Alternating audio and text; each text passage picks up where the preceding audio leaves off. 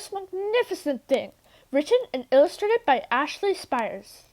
This is a regular girl and her best friend in the whole wide world.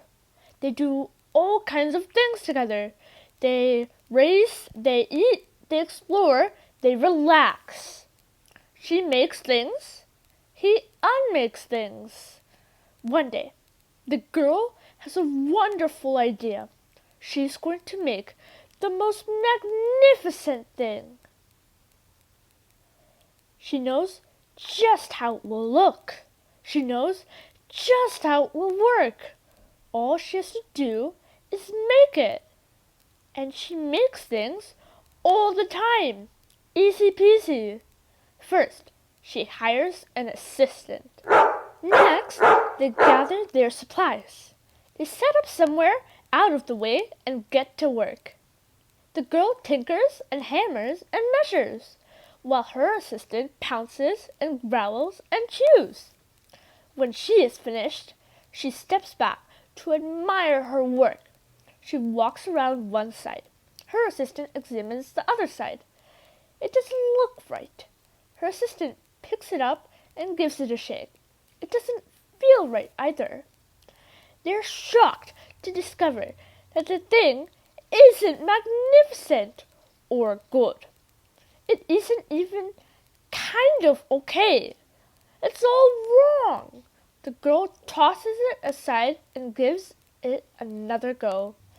She smooths and wrenches and fiddles. Her assistant circles and tugs and wags. When she is finished, she stands up and takes a long look at it. Her assistant gives it a nudge with his paw.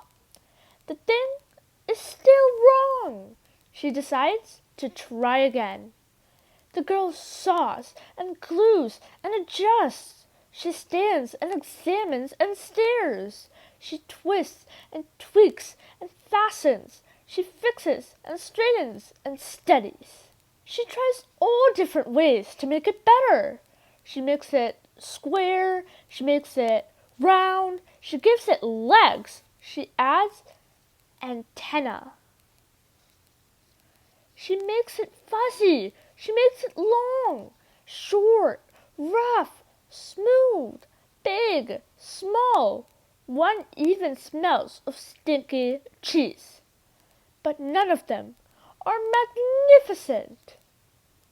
Her hard work attracts a few admirers, but they don't understand.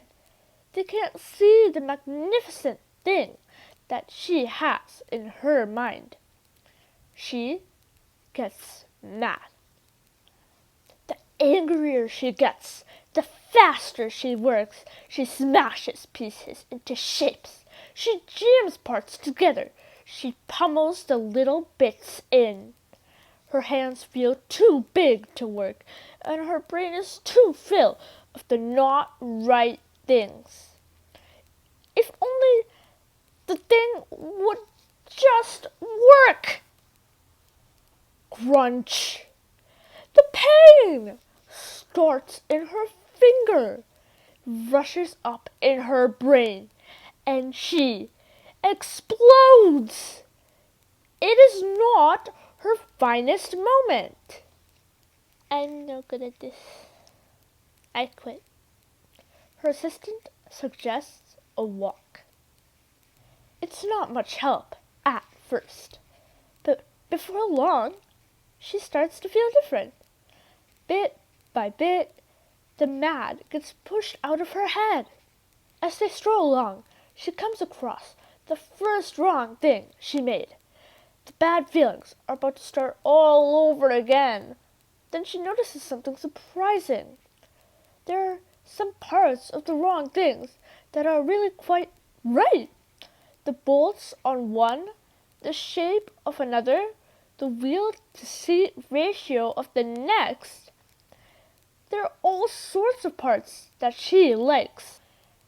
By the time she reaches the end of the trail, she finally knows how to make the thing magnificent.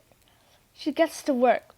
She works carefully and slowly, tinkering, hammering, twisting, fiddling, gluing, painting. Her assistant makes sure there are no distractions. This is the perfect thing to ward off bears. This will stop the leaks. This one is all wet. The afternoon fades into evening. Finally, she finishes. She alerts her assistant. The pair take a good long look. It leans a little bit to the left, and it's a bit heavier than expected.